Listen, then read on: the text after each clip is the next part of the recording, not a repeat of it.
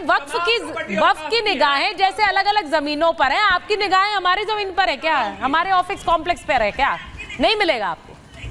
अच्छा सुन लीजिए, I was saying it on a lighter note Danish ji, कभी कभी मुस्कुरा भी लीजिए। मैं कोई बहुत सीरियसली बात नहीं कर रही हूँ, मुस्कुरा कर भी बात कर सकते हैं कभी कभी। गुरु प्रकाश जी जरा बताइए, अब मैंने जो मंदिर ट्रस्ट की बात की है, मैंने सीधे उन्होंने कहा कि भाई सारों मुसलमानों की जमीन है, उससे किसी को कुछ नहीं मिलेगा, वो मुसलमानों के पास जाए। वो अतीकुर रहमान साहब भी कह रहे हैं, वो दानिश साहब भी कह रहे हैं। तो अगर वो कर सकते हैं तो मंदिर में ये हिंदू ये भी डिसाइड नहीं कर सकता कि वहां पर सिर्फ हिंदू काम करेंगे। अरे सुचारिता, देखिए मैं अभी सुन रहा था दानिश जी की बातों को, और ऐसा ओवैसी चालीसा उन्होंने पढ़ा एक सांस में 4 बार की बेस्ट पार्लियामेंटेरियन, सबसे तर्कपूर्ण, सबसे लॉजिकल, सबसे रैशनल। अरे अपने पार्टी के प्रवक्ता हैं, आप अपने नेता की बात करते हैं, अच्छी बात है, लेकिन कम से कम थोड़ा अध्ययन करके आना चाहिए। मैं आपको इंटरनेशनल एग्जाम्पल देता हूँ, इजिप्ट हो, सीरिया हो, जॉर्डन हो, लेबनान हो, यहाँ वक्फ बोर्ड है क्या? मैं पूछना चाहता हूं आपसे। टर्की में वक्फ बोर्ड का डिजिटल मैनेजमेंट होता है कि नहीं होता है? हम पूछना चाहते हैं आपसे। अरे वक्फ के संशोधन से सरकार चाहती क्या है? सरकार चाहती है कि 40,000 से ज्यादा केसेस, 40,000 से ज्यादा केसेस हैं भैया, 40,000 से ज्यादा केसेस हैं। इस देश में लोकतंत्र है, संविधान है, शरिया नहीं है। सुनने का धैर्य रखिए, सुनना सीख लीजिए। अब आप सुनना सीख लीजिए। 9.5 लाख एकड़ जमीन का सरकारी नियंत्रण होना चाहिए साहब। ये वक्फ का जो संशोधन है ये कॉन्स्टिट्यूशनल है, ये कॉन्स्टिट्यूशनल है। आपको असदुद्दीन साहब को संविधान पढ़ना चाहिए, आपको और असदुद्दीन साहब को बाबा साहेब अम्बेडकर को पढ़ना चाहिए, आपको और असदुद्दीन साहब को बाबा साहेब अम्बेडकर और भारत का संविधान पढ़ना चाहिए। एक मिनट, मैं बड़ा क्लियरली इस बात को, दानिश साहब आपका फ्रेम उल्टा हो गया है। इसी बात है। हाँ बोलिए कंप्लीट करिए। सुचारिता 10 सेकंड बोलिए। कोई जुडिशियल ओवरसाइट नहीं, कोई जुडिशियल ओवरसाइट नहीं, कोई जुडिशियल ओवरसाइट नहीं, कोई कोर्ट को की देखरेख नहीं है, कोई कोर्ट के संरक्षण में नहीं होगा। एंटी कॉन्स्टिट्यूशनल है, अनकॉन्स्टिट्यूशनल है। सिर्फ एक धर्म के लिए ऐसी व्यवस्था बनाई गई है। आर्म्ड फोर्सेस, भारतीय रेल के बाद सबसे ज्यादा भूमि, 9.5 लाख एकड़ की भूमि। अब उसमें डिजिटल मैनेजमेंट हो, ट्रांसपेरेंसी हो, इंक्लूजन हो, महिलाएं आए, 2 नॉन मुस्लिम आए। जो 40,000 केसेस चल रहे हैं उसमें 10,000 केसेस मेरे मुसलमान भाइयों के हैं, उन केसेस का निपटारा हो। तो आपको किस बात से शिकायत है? अच्छा मैं एक सवाल लारी साहब से पूछ रही हूं। बात है, देखिए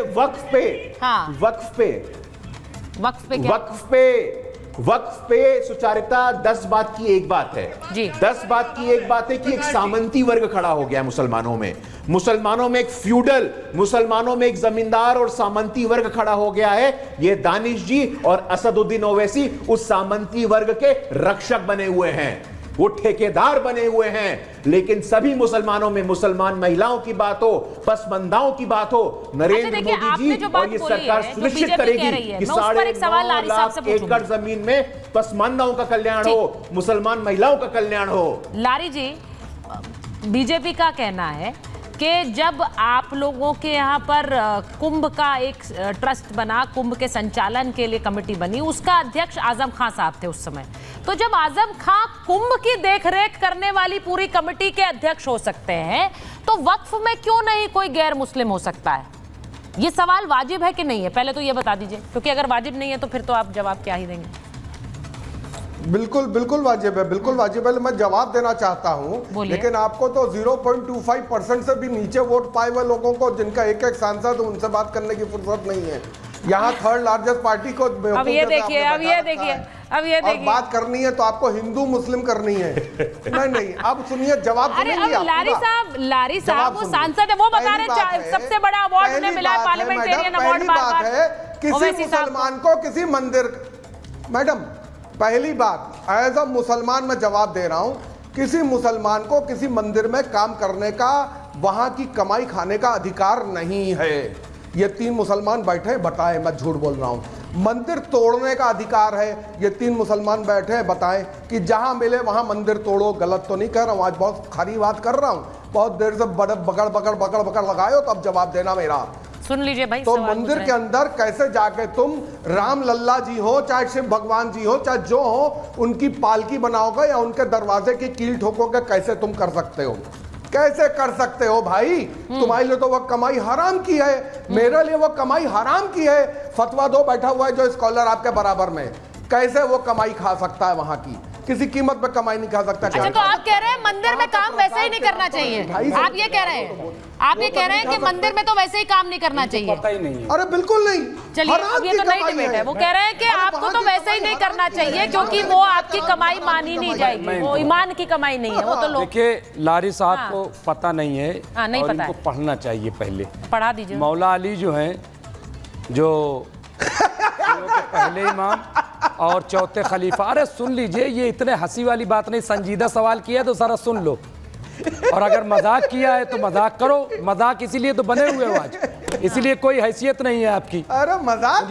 मैं कह रहा हूँ, मौला अली यहूदी क्या काम करते? बताओ। सुनिए, यहूदी क्या प्रसाद खाओगे? अरे मौला अली यहूदी क्या? भगवान के नाम का प्रसाद। अरे प्रसाद क्यों नहीं खाएंगे? क्या हुआ? प्रसाद खाने में क्या है? इनको क्या है प्रसाद खाने में? अच्छा, क्या रखा है? यहूदी अच्छा? क्या? सुनिए मैडम, अच्छा, ईमान खराब नहीं हो जाएगा? तुम तो मुसलमान अरे नहीं रहोगे। सुनोगे? अरे मुसलमान नहीं बचे तुम तो।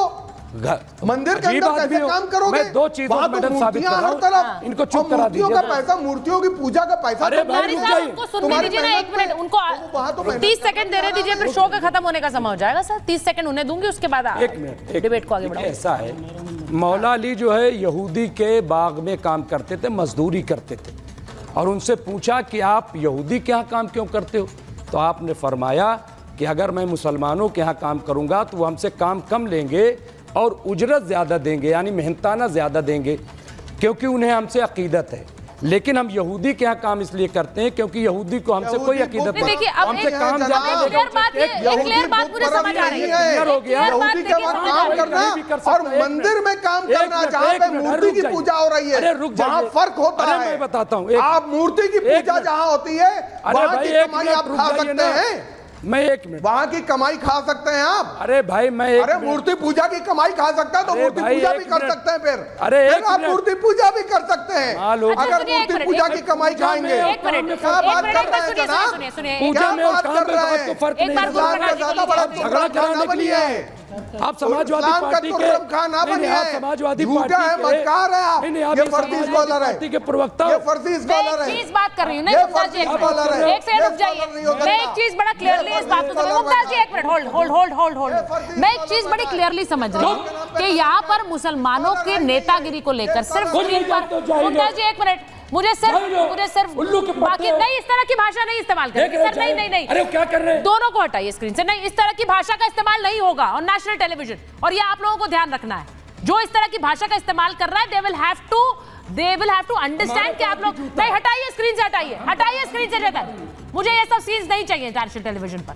जिन लोगों को ये नहीं समझ आ रहा है, चेतन आपको समझ नहीं आ रहा है क्या?